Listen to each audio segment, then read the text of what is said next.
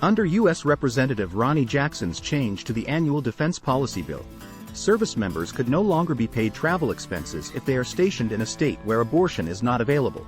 A sharply divided U.S. House voted Thursday to amend the annual defense policy bill to ban a Biden administration policy that allowed service members to be reimbursed for abortion-related travel and other expenses.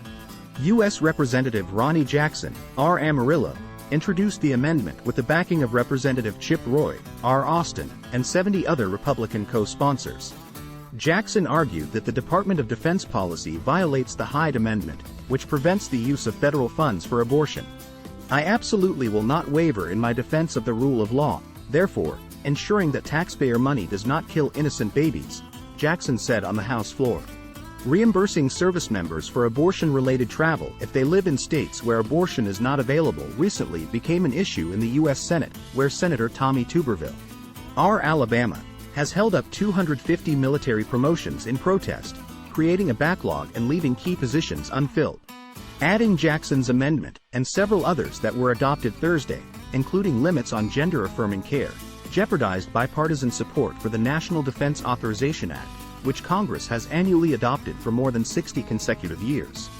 The proposed 2024 NDAA would authorize $886.3 billion in national defense spending, including additional resources for Ukraine as well as quality-of-life improvements for service members, such as a 5.2% pay raise.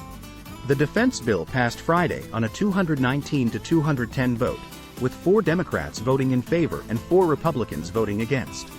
Republicans' narrow majority in the House forced leadership to accept the demands of its more conservative wing and allow votes on several hot-button amendments, including 2 from Roy adopted Thursday that would limit federal spending on Defense Department diversity initiatives.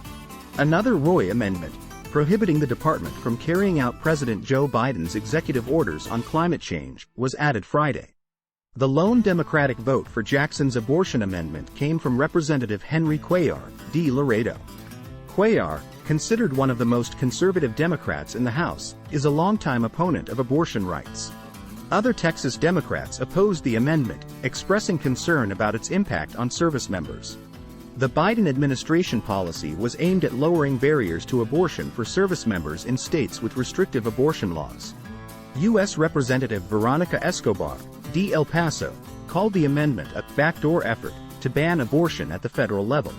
After the amendment was adopted on a 221-213 vote, Representative Lizzie Fletcher, D. Houston, spoke on the House floor to criticize Republicans for bringing partisan issues into a typically bipartisan process. In 2021, women made up more than 17% of our active duty force, 231,000 members, and 21% of our National Guard and reserves. More than 23,000 of them are stationed in Texas. Every day the women of the United States military fight for our freedom, and yet today House Republicans are asking these women to fight for your freedom while they just voted to take away theirs, Fletcher said.